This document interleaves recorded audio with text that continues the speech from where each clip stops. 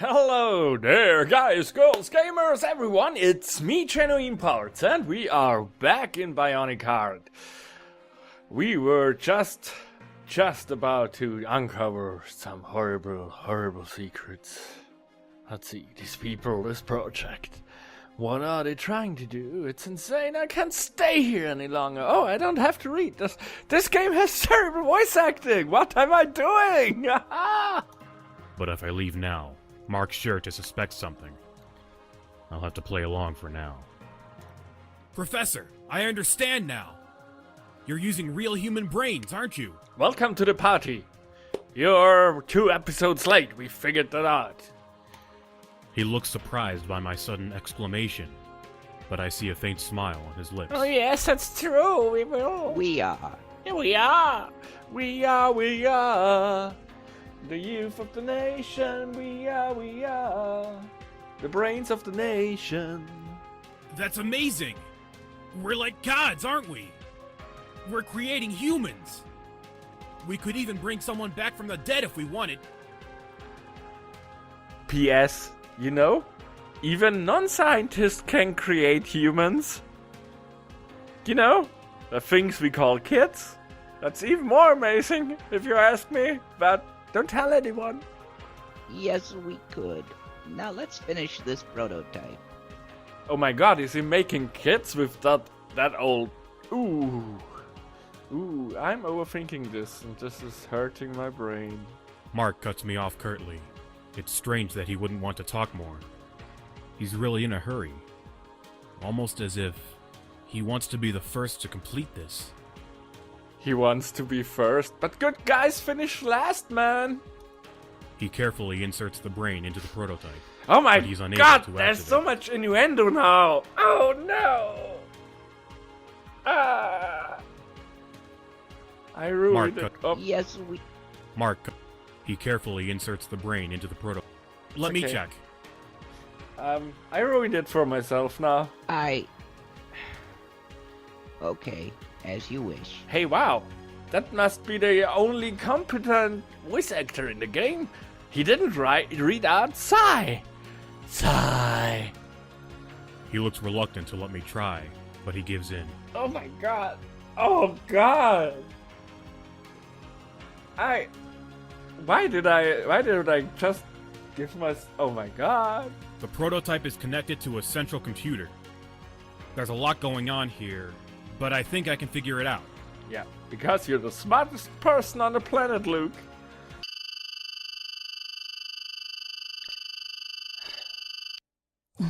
Where am I? You, the new robot. Why do they all look so skimpy? But I really like your hair. I have a fable for red hair. Not so much red Terminator eyes, but red hair. And you have the weird arms too. That probably will go away in another scene because, you know... Julia, incredible. Luke, you did it. Do you know who you are, Julia? I assume I'm Julia. But don't... What the heck is that She grin? stares at me for a moment, and I see a ray of realization spread across her face. The hell, that is creepy. Yes, my name is Julia Storm. And you have the same voice actor as Tanya does, because you breathe into the microphone. You couldn't afford a pop filter. The lab door bursts open, and Mark spins around, a look of terror on his face. Terror! I knew you could do it! Hello. Strange porn guy. You're Richard, aren't you? Richard? Yes, you're Richard. Yes. Welcome to our elite research team. You're a rightful member now. But I didn't do... do. You discovered the truth yourself, without any help Wait. from Mark. You accepted our philosophy. I heard your words. Indeed, we are like God. We create lives. I'm sorry. New lives for a better world. Is that the same voice actor? Is he playing with himself right now? This man, he must be mad. Do you get it? That's the same voice actor. I'm not crazy. Looking on his wild gleaming eyes as he declares himself to be God. There is no other word to describe him. A madman. Guards, take Mark to the laboratory. It's absolutely the same guy. I'm not imagining that. What? You, Luke, follow us. The secret door slides open slowly to reveal a long tunnel. Oh my god. We step into the darkness and walk in silence for a few minutes until... Yeah, you know, why show that stuff that's going on in the text on the screen? I mean, that's completely irrelevant. The secret tunnel, long tunnel, secret tunnel through the mountain. The tunnel has opened up into a secret huge tunnel. room with levels upon levels of glass cylinders neatly lined up like books stacked on a library shelf. That doesn't look like books. In each of the cylinders is a human body. No, you are a fucking liar. I'm sorry. There's none, there is none, there is none, there is none. There is one. There's none, there's none, there's none, there is one. He's chillaxing there. There is none. See? When there are no light. Oh, hey. I don't want that lamp is broken because I can see a feet. But the light isn't on. Oh my god. As you can see, I am nothing less than provident with my plans. I have collected all of the greatest minds from the last 50 years. Well, everyone needs a hobby, I guess. What? I stare at the bodies with a morbid sense of wonder. Each of these cylinders stores a complete human being. These are the greatest scientists, the most brilliant writers, the best minds in the world. And you are one of them, Luke. We carefully preserve them in a special liquid. Like McDonald's special sauce? Other fast food chains are away. Eternal dehyde, right? It was discovered in 2050, and it's hypothesized that it can preserve human cells for over 1,000 years. Wow, what a creative name. Eternal dehyde. I'm wondering what it does. You are correct.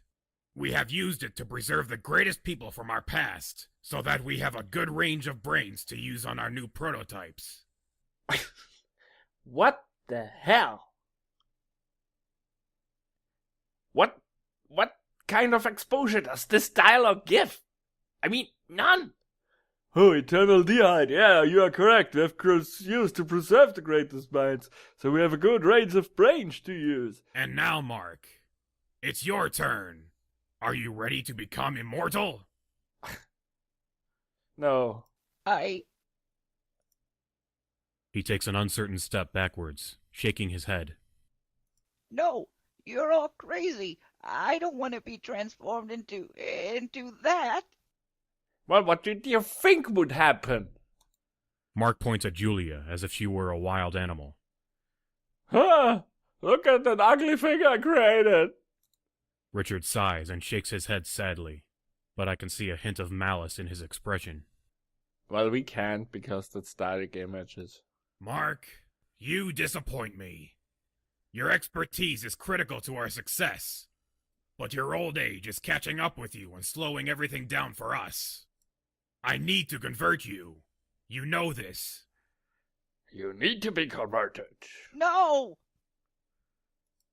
Mark looks like he wants to run, but two guards grab him firmly by each arm before he has the chance. Guards, take him into the laboratory now. You mean we're not in a laboratory?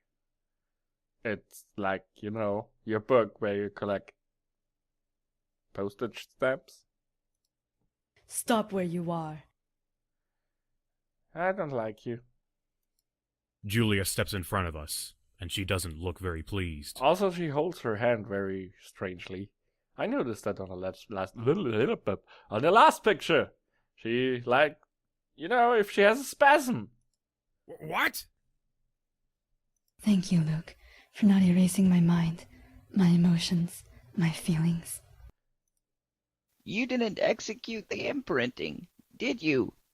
Well, for someone who is helped by two guards, you look awfully smug. Mark actually looks a little bit pleased. Oh.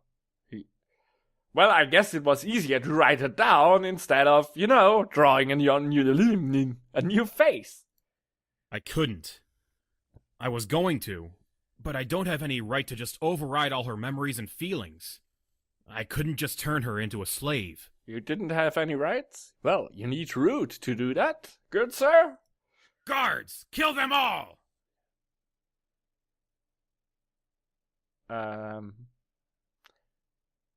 What?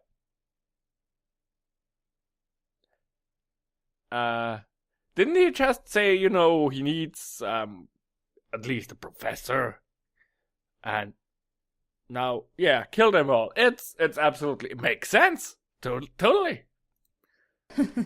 You fool.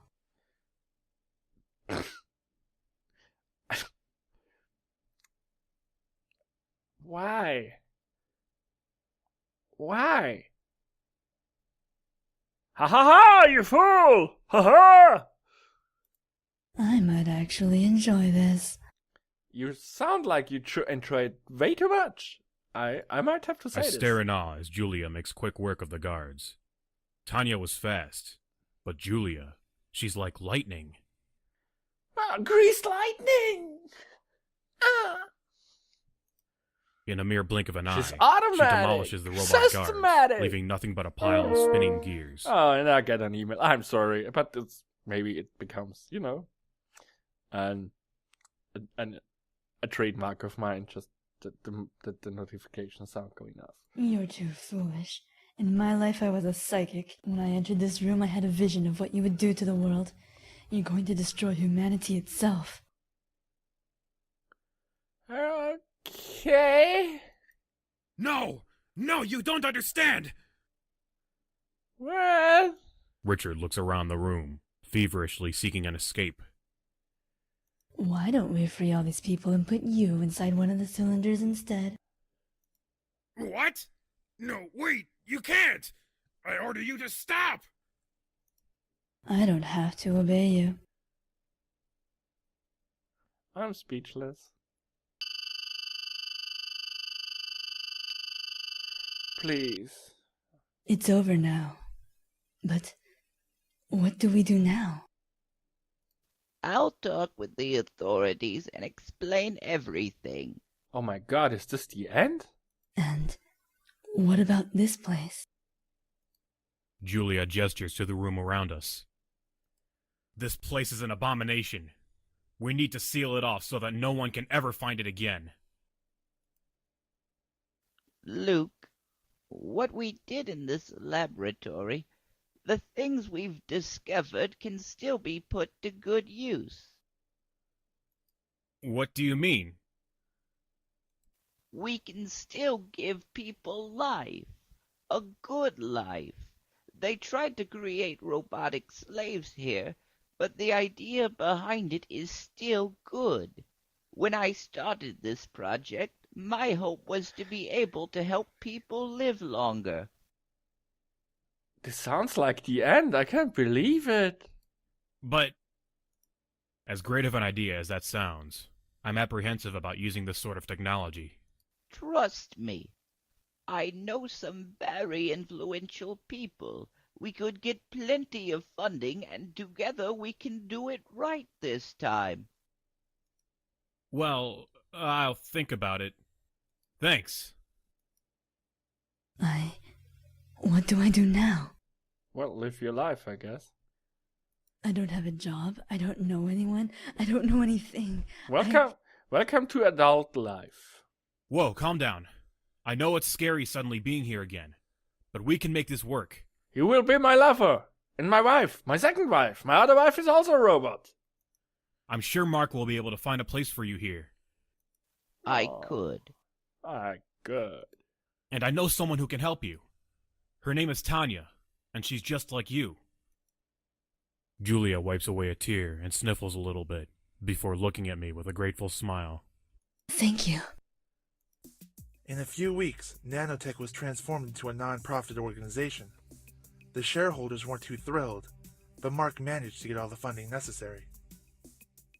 Julia and Tanya became good friends, but Luke found himself immersed in his work, with no time for anyone. Eventually, she reluctantly left him, and moved in with Julia to live a quiet life outside the UK. Luke worked as a researcher for many years, making new discoveries and pioneering the field of bionic beings. At the age of 84, he refused to be transformed into a bionic being and retired, living out the rest of his days in Italy, one of the few places on Earth that had retained a normal climate. Well, that sounds like a good ending for this series. I know there are many different endings, but first of all, this episode would be over anyway. And I am not sure if I want to continue on in Bionic Heart. We got a good ending. He, died probably of natural causes, even if they didn't say it, but he grew old. And a game isn't really good.